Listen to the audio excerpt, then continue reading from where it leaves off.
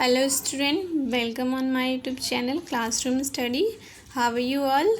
आज का हमारा टॉपिक है quasi contract. Quasi contract okay. Generally आपको पता है कि एक वैलिड कॉन्ट्रैक्ट के लिए कुछ एसेंशियल एलिमेंट्स होते हैं। क्या एसेंशियल एलिमेंट्स होते हैं? First of all offer and acceptance होना चाहिए, पार्टीज़ की फ्री कंसेंट होनी चाहिए, पार्टीज़ के बीच में intention to create legal relationship होना चाहिए, है ना। और पार्टी जो है अपने ऑब्लिगेशंस को परफॉर्म करे। मीन्स एक पार्टी ऑफर करती है और एक दूसरी पार्टी क्या है, उसको एक्सेप्ट करती है। एक वैलिड कॉन्ट्रैक्ट के लिए फर्स्ट और मैंडेटरी एसेंशियल एलिमेंट्स है आपकी ऑफर एंड एक्सेप्टेंस। ओके, एक पार्टी ऑफर करती है, will you purchase my car, और अनदर पार्टी जो है अगर उसे परचेज करना होता है तो वो एक्सेप्ट करती है या फिर अपना डिनाई कर देती है। तो वो क्या है, पार्टी अपनी एसेंशियल एलिमेंट्स जो है एक वैलिड कॉन्ट्रैक्ट के लिए वो सब परफॉर्म कर रहे हैं। ओके, जितने भी आपके 10 एसेंशियल एलिमेंट्स थे ना, कि ऑफर एंड एक्सेप्टेंस होना चाहिए, पार्टी कॉन्ट्रैक्ट करने के कॉम्पिटेंट होनी चाहिए और उनकी फ्री कंसेंट होनी चाहिए, कंसेंट और फ्रीडम होना चाहिए, कंसिडरेशन होना चाहिए, intention to create legal relationship होना चाहिए। मीन्स अगर ये सारे एसेंशियल एलिमेंट, ये सारी कंडीशन फुलफिल होती हैं तभी एक वैलिड कॉन्ट्रैक्ट जो है वो क्रिएट होता है या फॉर्म होता है। लेकिन ये जो क्वाजी कॉन्ट्रैक्ट है ये आपके एक एक्सेप्शन है। एक्सेप्शन मीन्स यहाँ पर क्या है, पार्टी की इंटेंशन नहीं होती कोई कॉन्ट्रैक्ट करने की, पार्टी कोई ऑफर एंड एक्सेप्टेंस नहीं करती हैं। ओके, लेकिन फिर भी एक कॉन्ट्रैक्ट उनके बीच में क्रिएट हो जाता है और उसे लीगल कंसीडर किया जाता है। मीन्स अनदर पार्टी उसको इन्फोर्स कर सकती है through the court. Okay, because quasi contract क्या है, जैसे आपको सपोज कि आप कहीं मार्केट में गए, अगर आपको किसी का मोबाइल मिला तो आपने क्या है, फाइंडर ऑफ लॉस्ट गुड्स हो गए, लॉस्ट गुड्स हो गया, आपको मिल गया। अब आपकी क्या रिस्पॉन्सिबिलिटी बनती है कि जो ट्रू ऑनर है उस मोबाइल का उसको सर्च करे। ओके, आपने उसको फाइंड आउट किया, ऑनर को, ट्रू ऑनर को सर्च किया, और उसके लिए कुछ आपको एक्सपेंसेस भी करने पड़ गए हैं। ऑफकोर्स ढूंढने के लिए करना पड़ा आपको, और उसकी मेंटेनेंस पे भी आपको एक्सपेंसेस करने पड़े आप मोबाइल को टेक केयर करने में। तो अब रिस्पॉन्स यहाँ पर क्या है, पार्टी के बीच में कॉन्ट्रैक्ट अराइज हो गया है। ओके, एक इम्प्लाइड है, ये अजम्पशन है कि पार्टी के बीच में कॉन्ट्रैक्ट अराइज हो गया। मीन्स आप अगर अब ट्रू ऑनर को फाइंड आउट कर लेते हैं तो आपकी क्या ऑब्लिगेशन अराइज होगी, आपकी क्या रिस्पॉन्सिबिलिटी बनती है कि उसको रिटर्न करें उसका मोबाइल फ़ोन। सिमिलरली जो ट्रू ऑनर है जिसका है मोबाइल, उसकी क्या ऑब्लिगेशन रिस्पॉन्सिबिलिटी बनती है कि आपको आपके एक्सपेंसेस जितने भी आए हैं उसको सर्च करने में, उसकी मेंटेनेंस में मोबाइल के, वो आपको पे करे। और अगर नहीं करता है वो पे आपको, तो फिर आप लीगल एक्शन ले सकते हैं उसके अगेंस्ट। मीन्स लीगल एक्शन क्या ले सकते हैं, या तो आप उसको फोर्स करेंगे पे करने के लिए, या फिर आप उसकी प्रॉपर्टी को सेल करके अपने एक्सपेंसेस को रिकवर कर लेंगे। ओके, सो जनरली आपका जो क्वाजी कॉन्ट्रैक्ट है ये कोई कॉन्ट्रैक्ट नहीं है, ये ऑब्लिगेशन है, ये रिस्पॉन्सिबिलिटी है जो कि कौन इम्पोज करता है, through the law. Okay, law impose करता है पार्टी के ऊपर। कुछ ऐसी सिचुएशंस, कुछ ऐसी सर्कमस्टांसेस आ जाती हैं कि लॉ आपको वो ऑब्लिगेशन परफॉर्म करने के लिए लायबल करता है। Okay, so let's discuss the meaning of quasi contract. Finally है क्या? So here is the meaning of quasi-contract. A contract, even though there is no offer, no acceptance, no consent or freedom, etc. Such type of contract where there is no element of contract but which still is considered as a contract is referred as a quasi-contract. Okay, जिसमें कोई भी offer and acceptance नहीं होता है, parties की consent और freedom यानी free consent जैसा कोई ऑप्शन नहीं होता है, intention to create legal relationship नहीं होता है। मतलब एक वैलिड कॉन्ट्रैक्ट का कोई भी एलिमेंट नहीं है यहाँ पर, लेकिन फिर भी एक वैलिड कॉन्ट्रैक्ट फॉर्म्ड हो रहा है। Okay, so that contract called quasi contract. Quasi-contract rests on the equitable principle that a person shall not be allowed to enrich himself unjustly at the expenses of another. Okay, quasi contract जो है आपका based है on equitable principle. Equitable principle क्या है कि दोनों party जो है इक्वल पोजीशन में होनी चाहिए। ओके, ये जैसे लिखा है आपका, not allowed to enrich himself unjustly at the expenses of another. Means कि कोई भी पर्सन किसी दूसरे पर्सन के एक्सपेंसेस पर बेनिफिट नहीं ले सकता है। सपोज कि जो आपको फाइंडर ऑफ लॉस्ट गुड्स था, आपको मोबाइल मिला था, आपने ट्रू ऑनर को सर्च करा। ओके, उसके सर्च करने पे जो भी एक्सपेंसेस आए हैं तो आपने उसको रिटर्न कर दिया, मोबाइल ले लिया ट्रू ऑनर ने, तो उसका तो बेनिफिट है कि भाई उसका मोबाइल मिल गया और आपने एक्सपेंसेस कर दिए हैं। तो यहाँ पर क्या है, इक्वल नहीं है, ओके आप एक्सपेंसेस कर रहे हैं और ऑनर को बेनिफिट हो रहा है, तो उन दोनों को सेम सिचुएशन में लाने के लिए ये क्वासी कंट्रैक्ट क्रिएट होता है उनके बीच में। मतलब ये ऑब्लिगेशन अराइज हो जाती है थ्रू दी लॉ कि आपको उसको पे करना पड़ेगा जो भी बेनिफिट ले रहा है, मतलब दोनों को सेम सिचुएशन में लाना होगा। तो अब जो मोबाइल रिटर्न कर रहा है फाइंडर जो है वो इक्वल सिचुएशन में कब आएगा, जब उसके एक्सपेंसेस की पेमेंट उसको कॉम्पनसेट कर देगा ट्रू ऑनर तब। Okay so that is why it is called equitable principle. Okay दोनों को सेम सिचुएशन में लाने के लिए, बिकॉज जो आपका कोड है, आपका जो लॉ है वो नहीं अलाउ करता है कि कोई भी एक पर्सन दूसरे पर्सन के अननेसेसरी एक्सपेंसेस पर बेनिफिट ले सके, ओके एडवांटेजेस ले सके। Then in truth it is not a contract at all, it is an obligation which the law creates in the absence of any agreement। Okay in the absence of any agreement, कोई agreement नहीं होता है। Agreement क्या होता है आपका, offer plus acceptance होता है।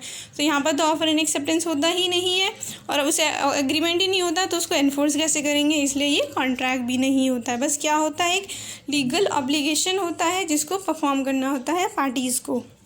When the acts of the party or the other have placed in the possession of one person money or its equitable under such circumstances that in equity and goods concise he ought not to retain, and when it justice and fairness belong to another। Okay कोई contract नहीं होता है, बस person के पास position मिल जाता है goods का कुछ टाइम के लिए जो कि उसको रिटर्न करना होता है अनदर पर्सन को ताकि वो उसकी पेमेंट कर सके। Fine. Then in simple terms क्या मीनिंग है आपको क्वाजी कॉन्ट्रैक्ट का? In simple words quasi contract is a legal obligation imposed by law. Okay क्या है, एक लीगल रिस्पॉन्सिबिलिटी है जो कि लॉ इम्पोज करता है और पार्टी को परफॉर्म करना होता है।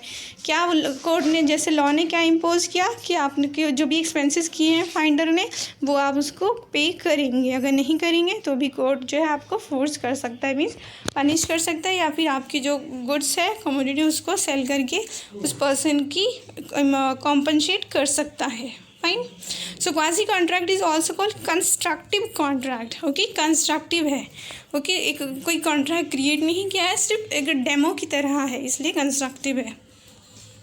Then there are types of quasi contract or we can say circumstances when the quasi contract created, means कौन सी situations हैं जब quasi contract जो है वो create होता है, मतलब कब एक पार्टी की जो है obligation arise हो जाती है although without being an agreement। Okay without offer and acceptance के, विदाउट आपके एलिमेंट ऑफ वैलिड कॉन्ट्रैक्ट के हो परफॉर्म किए भी आपके एक पर्सन की लायबिलिटीज़ उसकी ऑब्लिगेशन अराइज हो जाती हैं। तो क्या क्या सिचुएशंस हैं?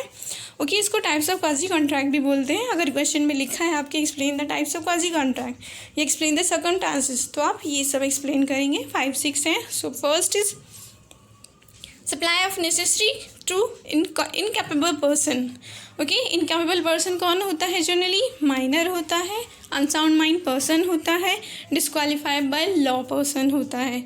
ओके तो अगर ऐसे पर्सन को सपोज़ कि माइनर को आप नेसेसरी गुड्स सप्लाई कर रहे हैं जो कि ज़रूरी होती है लाइफ के लिए, क्या नेसेसरी गुड्स होती हैं? ओके आपका जैसे फूड, क्लोथ, शेल्टर, ओके ये सब चीज़ें सप्लाई कर रही है, ये भी होती है नेसेसरी, लेकिन यहाँ पर जो है ना नेसेसरी गुड्स में आपके ये भी ली गई हैं plus reasonable necessary goods. Reasonable necessary goods means आज के टाइम में जो ज़रूरी हैं आपको, मतलब एटलीस्ट ज़रूरी समझी जाती है। जैसे एक पर्सन के पास एटलीस्ट मोबाइल फ़ोन होना ही चाहिए, बेशक कोई भी कितना भी सस्ते वाला हो लेकिन होना चाहिए। ओके वो भी आजकल आपका इंक्लूड होता है नेसेसरी गुड्स में। एक पर्सन के पास एटलीस्ट आपका टेलीविज़न होना चाहिए या फिर रेडियो होना चाहिए, किसी भी मतलब ज़्यादा हाई क्वालिटी का ना हो बट एटलीस्ट होना चाहिए, कुछ भी लो। तो कोई भी पर्सन अगर उसको ये नेसेसरी गुड्स सप्लाई करता है तो वो उस पर्सन से ले सकता है, मीन्स उस पर्सन को एनफोर्स कर सकता है थ्रू दी कोर्ट, ऑल्दो कि उस पर्सन ने नहीं उसको ऑफ़र किया कि मुझे ये दो या मत दो। ओके वो भी इनकैपेबल पर्सन के साथ आपको पता है कोई भी कॉन्ट्रैक्ट करते हैं तो वो वॉइड होता है। माइनर के साथ आप कोई भी कॉन्ट्रैक्ट करते हैं वो वॉइड होता है ना, लेकिन यहाँ पर वो वॉइड नहीं होगा। माइनर की रिस्पॉन्सिबिलिटी, माइनर का जो है ऑब्लिगेशन वो अराइज हो जाएगा, मीन्स माइनर को उसको कॉम्पनसेट करना होगा। लेकिन एक्सेप्शन है, एक्सेप्शन क्या है कि माइनर की लायबिलिटी तो हमें पता है कभी अराइज नहीं होती है, इसलिए तो जो सप्लायर है गुड सप्लाई कर रहा है माइनर को, तो फिर वो कहाँ से कॉम्पनसेट करेगा? तो वो जो है माइनर की एसेट्स को, माइनर की प्रॉपर्टी को सेल करके अपने जो भी एक्सपेंसेस हैं उनको कॉम्पनसेट कर सकता है। फाइन। और कंडीशन वही है कि अब सप्लायर जो है सिर्फ उतना ही अपना ले सकता है, रिकवर कर सकता है जितनी वैल्यू होगी माइनर के एसेट्स की, उससे ज़्यादा की नहीं कर सकता है, क्योंकि माइनर की तो लायबिलिटी कभी भी अराइज नहीं होती। Minor is never be personally liable. Okay, so let's see क्या है यहाँ। Supply of necessary to incapable person, तो यहाँ पर कुछ कंडीशन है, कुछ पॉइंट्स हैं जो नोटिफाई करना ज़रूरी है। क्या है? Only assets of the person will be liable. Okay, minor खुद लायबल नहीं होगा, उसकी एसेट्स लायबल होगी पेमेंट करने के लिए सप्लायर को। ठीक है, then person to whom goods are supply must be incompetent to contract. और ये कहीं भी कंडीशन है कि जिसको आप दे रहे हैं सप्लाई ऑफ गुड्स वह इनकॉम्पिटेंट होना चाहिए, जैसे माइनर होना चाहिए, अनसाउंड माइंड पर्सन होना चाहिए। ओके, तभी आप कर सकते हैं उसको लायबल, अदरवाइज नहीं कर सकते। Then a supply of necessary goods, it not only include here bare necessaries but also include to reasonably necessary to the incompetent such as watch, radio, bicycle etc. Okay, इसमें सिर्फ वही जो आपकी mainly necessary जो goods हैं, food, cloth, shelter, वो नहीं आती, बल्कि इसमें वो जो रीजनेबली आज के टाइम में जो होने है नेसेसरी समझी जाती हैं वो भी सब आती हैं। Incompetent person's property is liable to pay only reasonable price for the goods and service supplied. Okay, तो सप्लायर जो है ये नहीं कि जितना मर्जी प्राइस वो ले ले उसकी प्रॉपर्टी को सेल करके, नो, जितना उसका रीजनेबल प्राइस होगा गुड्स का जो सप्लाई की है माइनर को या अनसाउंड माइंड पर्सन को, उतना ही वो रिकवर कर सकता है उसकी प्रॉपर्टी को सेल करके। ये नहीं कि आपने अगर 10 रुपीज़ की दी है और आप 100 रुपीज़ रिकवर करने की सोचो, तो ऐसा नहीं कर सकते। एग्जाम्पल है यहाँ पर, A supplies the wife and the children of B a lunatic. Okay, B जो है एक lunatic है, मतलब अनसाउंड माइंड पर्सन है, उसकी वाइफ और उसके चिल्ड्रन मतलब उसके डिपेंडेंट जो है उसको सप्लाई ऑफ गुड्स देता है A with necessary suitable to their condition in life, जो कि ज़रूरी है उनके लाइफ के लिए। So here A is entitled to reimburse from B property, तो यहाँ पर B से नहीं लेगा, वो B की प्रॉपर्टी से ले सकता है। ओके, सेम माइनर वाली सिचुएशन है। Then second types of quasi contract or circumstances, reimbursement of person paying money due by another in payment of which he is entrusted. Okay, means कि अगर किसी और पर्सन की बिहाफ पर कोई और पर्सन पेमेंट कर देता है तो जो पर्सन ने पेमेंट की है जिसके बिहाफ पर, उससे वो लेने का राइट रखता है। मतलब क्या है, जैसे सपोज कि आप किसी के रूम में एज ए टेनेंट है, ओके, आपने रूम लिया है as a tenant, okay, rent पर, तो क्या है अब उसमें इलेक्ट्रिसिटी होगी ऑफ कोर्स। अब इलेक्ट्रिसिटी बिल आता है, अगर जो ऑनर है मतलब जो लैंडलॉर्ड है वो अगर रेंट जो इलेक्ट्रिसिटी बिल है वो नहीं पे करता है, ओके, नहीं पे कर पाता है या कुछ भी प्रॉब्लम है, तो उस वजह से क्या है, आपको पता है कि ज़्यादा आप अगर नहीं पेमेंट करोगे कुछ मंथ तक तो डिले करोगे तो आपका जो कनेक्शन है इलेक्ट्रिसिटी का वो कट हो जाएगा, पावर सप्लाई जो है वो रुक जाएगी। तो यहाँ पर एज ए टेनेंट, ओके, आपने क्या किया, उसको पे कर दिया बिल को। क्यों पे कर दिया? क्योंकि अगर इलेक्ट्रिसिटी सप्लाई जो है कट हो जाती तो आपको भी प्रॉब्लम हो सकता था, इसलिए आपने जो है बी के बेसिस पर पेमेंट कर दिया बिल का। तो अब आपके पास राइट है ना कि आप बी से ले सकते हैं, उसको रिइम्बर्स कर सकते हैं। सो that is here reimbursement of person paying money due by another, okay, जो किसी और को देना था लेकिन आपने दे दिया है, टेनेंट ने दे दिया है, इन payment of which is he is interested, लेकिन उसमें आपका भी इंटरेस्ट है, मीन्स आपको भी बेनिफिट है कि पावर सप्लाई जो है वो नहीं रुका, नहीं तो आपको भी प्रॉब्लम फेस करना पड़ता। सो एग्जाम्पल है here, A is a tenant of B. B did not pay the electricity bill. This may lead to disconnection of electricity in the premises. A therefore will also bear the hardship to avoid disconnection of electricity. A makes payment of electricity bill. A can recover such charges from B. Okay, तो वो problem ना face करनी पड़े इसलिए इन्हें दे दिया B के behalf पर, बाद में जो है A के पास राइट है वो B से ले सकता है। लेकिन कुछ कंडीशंस हैं, क्या कंडीशन सेटिस्फाई होना ज़रूरी है यहाँ पर? First, plaintiff should be in interest in the making the payment in order to protect his own interest and payment should not be voluntarily one. Okay, plaintiff मतलब टेनेंट जो payment कर रहा है उसमें उसका भी फ़ायदा होना चाहिए, उसका भी बेनिफिट होना चाहिए।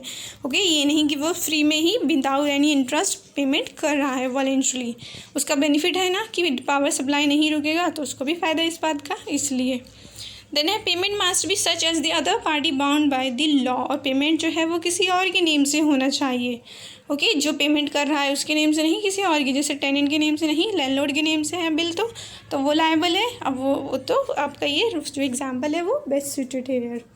Then the payment must not be as the plaintiff himself was bound. Okay, tenant खुद लायबल नहीं है, लैंडलॉर्ड ही लायबल है। ओके, आपके खुद के नाम से और आप पे कर रहे हैं, तो आप किससे लेंगे? फिर तो नहीं ले सकते ना। इसलिए कंडीशन है कि किसी और के नेम से होना चाहिए पेमेंट, और उसको कोई और पर्सन कर दे तो वो ले सकता है, उसको एनफोर्स कर सकता है। और वहाँ पर जो है पार्टी के बीच में जो भी रिलेशन होगा, that's called quasi contract. Then है नेक्स्ट आपका सिचुएशन और types of quasi contract. Obligation of person enjoying benefits of non gratuitous act. Okay, non gratuitous act मतलब कि बाय मिस्टेक अगर आप किसी को, एग्जाम्पल है यहाँ पर, let's see, a tradesman leaves a goods at B's house by mistake, B treat the goods as his own and he is bound to pay A for them. Okay, जैसे होता है ना डिलीवरी बॉय, जैसे suppose कि किसी भी आपके जो नेबर है उसने फूड ऑर्डर प्लेस करा है जोमेटो को, अब जो भी डिलीवरी बॉय आता है वो बाय मिस्टेक आपको दे के चला जाता है, आप कंज्यूम कर लेते हैं। ओके, तो बाद में रिस्पॉन्सिबिलिटी बनती है ना आपकी पेमेंट करने का। तो वही है आपका enjoying the benefit non gradual, मतलब फ्री में आपको अगर कुछ चीज़ मिल जाती है बाय मिस्टेक और आप उसको आप अपनी समझ के कंज्यूम कर लेते हैं, तो फिर आपको पेमेंट तो करना पड़ेगा उसके लिए। लेकिन क्योंकि आपको तो पता था कि वो आपकी गुड्स नहीं है, लेकिन जिस पर्सन ने दिया है तो उसने तो बाय मिस्टेक, उसने तो ऑनेस्टली दे दिया। ओके, आपने बोला कि हाँ मैं ही मिस्टर एक्स हूँ जिसको कि देना डिलीवरी, और आपने वो ले लिया। लेकिन यहाँ पर भी कुछ कंडीशन है, ये कंडीशन सेटिस्फाई होनी चाहिए। First, the thing must have been done lawfully in good faith. Okay, जो डिलीवरी बॉय है उसने क्या है, ऑनेस्टली आपको दिया, मतलब उसने ट्रूली आपको वही पर्सन समझ के दिया हो जो जिसने ऑर्डर प्लेस किया था। The thing must have been done by the person not intending to act gratuitously and it must have been done with the intention to being, और मतलब gratuitously मतलब unnecessary। ओके, फ्री में आपकी intention नहीं थी उसको देने की, आपकी क्या इंटेंशन थी कि वही पर्सन पेमेंट करेगा। ओके, पेमेंट करने के लिए आपकी इंटेंशन के साथ आपने किसी के पास गुड्स को जो है वो छोड़ दी हैं। नेक्स्ट है, person for home the act is done must have enjoy the benefit, और वही जिसके पास आपने गुड्स लेफ्ट की थी उसने उनका कंजम्पशन करके या कुछ भी यूज़ करके बेनिफिट लिया हो, तभी आप उसको फोर्स कर सकते हैं, तभी उसकी जो है ऑब्लिगेशन अराइज होगी पर्सन की। Fine, then the next situation is responsibility of finder of goods. Finder of goods पता है आपको, जिसको किसी की चीज़ मिल जाए। जैसे एग्जाम्पल है यहाँ पर, x a guest found a diamond ring at A birthday party of by. Okay, by जो है उसने, उसकी बर्थडे पार्टी थी, वहाँ पर सारे गेस्ट आए थे, एक्स भी आया था, मिस्टर एक्स को वहाँ पर किसी की रिंग मिली, वो भी डायमंड रिंग। तो एक्स ने इस बात की इन्फॉर्मेशन दी बाई को कि ये किसी की डायमंड रिंग है, और बाकी लोगों से भी पूछा कि किसकी है किसकी है। ये इस perform his duty to find out true owner. उसने कोशिश की भाई कौन है ऑनर उसको देने की। अगर नहीं मिला तो फिर क्या है, वो अपने पास रख लेगा, अगर मिल गया तो ऑफकोर्स रिटर्न कर देगा। So if he is not able to find the owner he can retain the ring as a bailee. Okay, अपने पास होल्ड करके रख सकता है जब तक कि ट्रू ऑनर ना मिल जाए। एक जो फाइंडर ऑफ गुड्स होता है उसकी क्या ड्यूटी होती है, ओके, क्या रिस्पॉन्सिबिलिटीज़ होती हैं। He must try to find out the real owner of the goods. Okay, ये नहीं कि आपको कोई चीज़ मिली है तो आपने अपने पास रख ली, आपको कोशिश करना चाहिए जो भी मेन पर्सन है, जो भी ऑनर है उसको सर्च किया जाए। Then he must not use the goods for his own use. और ये नहीं कि गुड्स आपको जो मिली है आप खुद यूज़ करने लगो। सपोज़ कि आपको रिंग मिली है, आपने खुद ही अब उसको पहन के और लोगों को दिखा रहे हो। नो, ऐसा नहीं करना है, ठीक है। Then he must taken as much care of goods as men of ordinary prudence till the goods are in his possession। और आपको कोई किसी की भी गुड्स मिलती है तो आपकी क्या रिस्पॉन्सिबिलिटी बनती है कि उसकी ऐसे ही टेक केयर करें जैसे कि अगर वो आपकी होती तो आप उसको रखते।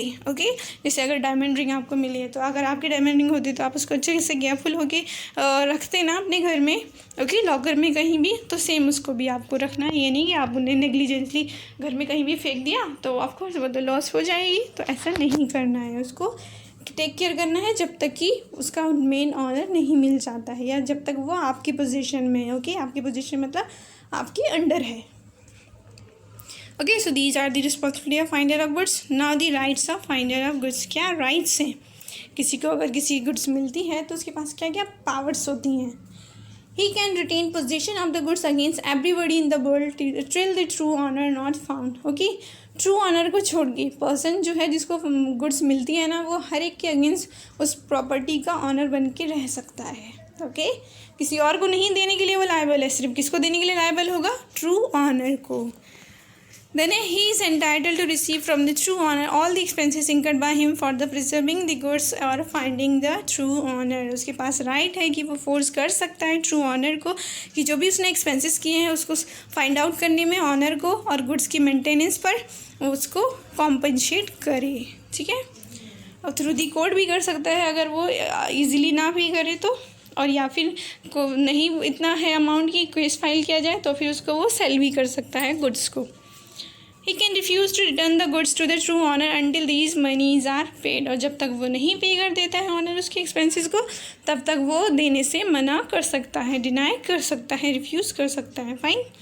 He can sell the goods if true owner cannot be find out or if he refuses to pay lawful charges of the finder. Of course अगर वो मना नहीं मिलता है ट्रू ऑनर तो भी सेल कर देगा। ओके, आप भी किस काम की अगर सपोज़, और या फिर अगर जो मना कर दे ऑनर कि मैं नहीं दे रहा एक्सपेंसेस भाई, तो भी आपके पास राइट है कि आप उसकी गुड्स को सेल करके अपने एक्सपेंसेस को रिकवर कर सकते हैं। लेकिन कंडीशन देखो यहाँ पर ये है एक्सपेंसेस के लिए कि लॉफुल मतलब एक्चुअल जितने आए हैं सिर्फ आप उतने ही ले सकते हैं, उससे अननेसेसरी एक्सपेंसेस की डिमांड नहीं कर सकते। सपोज़ कि आपके 100 रुपीज़ एक्सपेंसेस आया है और आप उससे बोलो कि मुझे 1000 रुपीज़ दो, मुझे 10,000 रुपीज़ दो, तभी मैं आपकी रिंग जो है रिटर्न करूँगी, अदरवाइज़ नहीं करूँगी। तो ऐसा फिर उसके लिए आप उसको एनफोर्स नहीं कर सकते थ्रू दी कोर्ट, ठीक है, क्योंकि कोर्ट बोलता है कि आप सिर्फ जो लॉफुल है, ओके, जो एक्चुअल है उसके लिए कर सकते हैं, पार्टी को एनफोर्स अननेसेसरी नहीं कर सकते।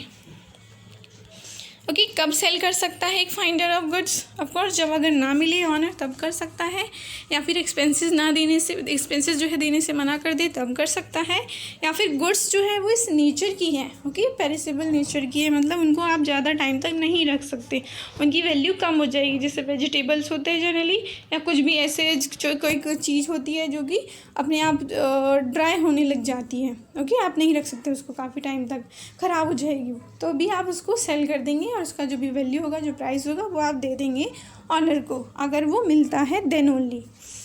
सो हेयर आर द सिचुएशन कब सेल कर सकता है finder, when the things is in danger of perishing और loss the greater part of its value. Okay, उनको रखना डेंजरस है और या फिर उनका जो वैल्यू है वो कम हो रहा है डे बाय डे।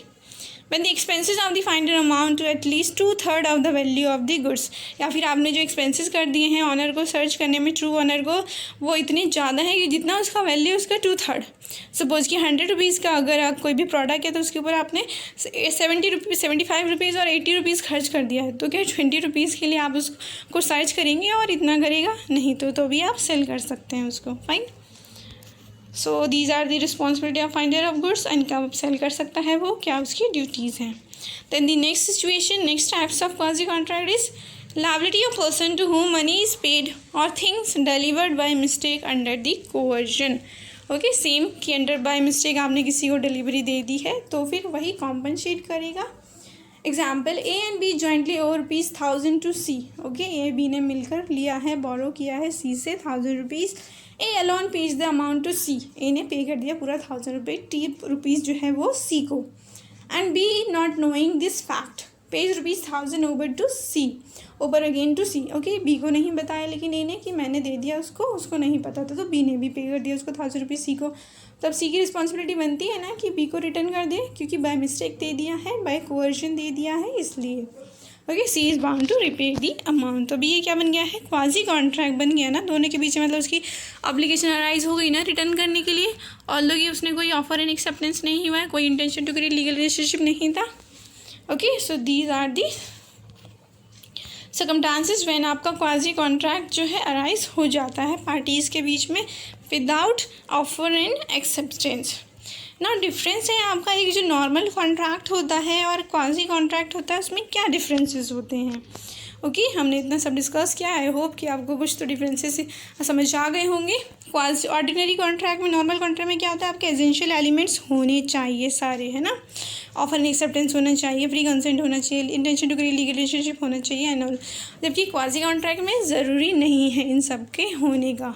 और क्वाजी कॉन्ट्रैक्ट क्या होता है, एक ऑब्लिगेशन होता है, सिर्फ एक रिस्पॉन्सिबिलिटी है जो कि अराइज हो जाती है कुछ सिचुएशंस की वजह से।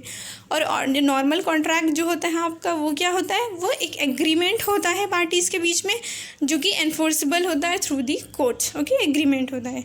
Let's discuss the difference between both. क्या है origin. It does not arise out of agreement but it is impose by law. Quasi contract क्या है, वो इम्पोज करता है लॉ, पार्टी के बीच में एग्रीमेंट के थ्रू नहीं क्रिएट होता है। ऑर्डिनरी कॉन्ट्रैक्ट जो है, it is an agreement which is enforceable by law. Then foundation है, फाउंडेशन किस पर बेस्ड है, quasi contract is based upon the principle of equity and justice. Okay, justice and equity पता है ना, दोनों इक्वल सिचुएशन में होना चाहिए। कोई भी पार्टी जो किसी अनदर के बिहाफ पर अनदर पर्सन के एक्सपेंसेस के बिहाफ पर एडवांटेज नहीं ले सकता। ओके, एंड देन जो आपका ऑर्डिनरी है contract, it is based upon the general principle of contract. General principle of contract क्या कहता है कि ऑफर एंड एक्सेप्टेंस होना चाहिए, सारी जो एसेंशियल एलिमेंट्स है वैलिड कॉन्ट्रैक्ट के वो होने चाहिए, दोनों पार्टी अपने ऑब्लिगेशन को परफॉर्म करेंगे एंड ऑल, वो सब है आपका। एग्रीमेंट, क्वासी कॉन्ट्रैक्ट में तो कोई एग्रीमेंट नहीं होता पार्टीज़ के बीच में, और जो आपका ऑर्डिनरी कॉन्ट्रैक्ट है ये फर्स्ट एसेंशियल एलिमेंट है कि एग्रीमेंट होना चाहिए पार्टी के बीच में। एग्रीमेंट कैसे क्रिएट होता है, ऑफर एंड एक्सेप्टेंस से। देन है ऑब्लिगेशन, ऑब्लिगेशन जो है क्वासी कॉन्ट्रैक्ट में कौन इम्पोज करता है, लॉ करता है। Okay, obligation is impose by the law on the basis of justice and equity. और ऑर्डिनरी कॉन्ट्रैक्ट में पार्टी के बीच में कॉन्ट्रैक्ट के थ्रू उनकी लायबिलिटी अराइज हो जाती है। Liabilities arise out of an agreement between the made voluntarily between parties. Okay, जो उन दोनों ने अपनी मर्जी से जो एग्रीमेंट किया है, कॉन्ट्रैक्ट किया है पार्टीज़ ने, उस वजह से उनकी ऑब्लिगेशन या उनकी लायबिलिटी अराइज होती है। क्वाजी कॉन्ट्रैक्ट में कोड इम्पोज करता है उनके ऊपर लायबिलिटी, रिस्पॉन्सिबिलिटी और obligation. Then a last difference, essentials. Essential means कि जो एसेंशियल एलिमेंट है आपके वैलिड कॉन्ट्रैक्ट के, किस में होना ज़रूरी है, ऑर्डिनरी कॉन्ट्रैक्ट में, और वॉइड क्वाजी कॉन्ट्रैक्ट में ज़रूरी नहीं है। All the elements of a valid contract need not be present in case of quasi contract, or in case of ordinary all the essential element of a valid contract must be presented. Okay, then question कैसे आते हैं इस topic से, जैसे जो भी हमने दे दी, बहुत ही ईजी क्वेश्चन है, सेम टॉपिक से रिलेटेड डायरेक्टली। फर्स्ट क्वेश्चन जैसे आपका, a quasi contract is not an contract at all, it is an obligation which the law creates. क्या स्टेटमेंट है कि क्वाजी कॉन्ट्रैक्ट जो है वो कोई कॉन्ट्रैक्ट नहीं होता है, ये एक ऑब्लिगेशन होता है जो कि कौन इम्पोज करता है, लॉ क्रिएट करता है या लॉ इम्पोज करता है। तो ये स्टेटमेंट सही है, क्योंकि कोई यहाँ पे कोई ऑफर एंड एक्सेप्टेंस नहीं होता है, एक बस रिस्पॉन्सिबिलिटी होती है जो कि लॉ के थ्रू अराइज हो जाती है, और अगर आप परफॉर्म कर देते हैं तो वो कॉन्ट्रैक्ट जो है वो परफॉर्म्ड माना जाता है। तो भाई आपको मीनिंग बताना है यहाँ पर क्वाजी कॉन्ट्रैक्ट के बारे में, इसका एग्जाम्पल देना है। और यहाँ पर एक और क्वेश्चन है साथ में, state the quasi contract recognise under the Indian contract. मतलब आपको वो सर्कमस्टांसेस बतानी है कब क्वाजी कॉन्ट्रैक्ट कंसीडर मतलब अराइज माना जाता है। जो हमने 5-6 किए ना, वो सब आपको एक्सप्लेन करना है विद एग्जाम्पल। अगर 15 और 10 मार्क्स का क्वेश्चन है देन नेक्स्ट क्वेश्चन है for this topic, under the Indian contract act there are certain relations resembling those created by contract, explain with example. Okay, मतलब वही पता है एक्सप्लेन कि यहाँ पर कुछ क्वाजी कॉन्ट्रैक्ट में कुछ ऐसे रिलेशंस हैं जब ये माना जाता है कि कॉन्ट्रैक्ट क्रिएट हो गया है, ऑल्दो कि वहाँ पर कोई भी कॉन्ट्रैक्ट नहीं होता है। तो सेम आपको यहाँ पर मीनिंग नहीं बताना है क्वाजी कॉन्ट्रैक्ट को, आपको डायरेक्टली जो टाइप्स ऑफ क्वाजी कॉन्ट्रैक्ट है ना, ये सर्कमस्टांसेस, उनको एक्सप्लेन करना है पॉइंट्स को विद एग्जाम्पल्स। ओके, देन है आपका थर्ड क्वेश्चन, डायरेक्टली है ये, तो डिफ्रेंशिएट करना है between quasi contract and ordinary contract. जो हमने 5 डिफरेंसेस किए वो आप इसमें एक्सप्लेन कर सकते हैं। ओके, तो अगर आपको लगता है कि ये वीडियो लेक्चर आपके लिए यूज़फुल था, ओके, तो वीडियो को लाइक करें और अपने फ्रेंड्स के साथ शेयर करें और चैनल को सब्सक्राइब करें, ताकि फ्यूचर में आपको इसी तरीके के जो भी वीडियो हैं वो आपको मिल सके। Okay, thanks for watching.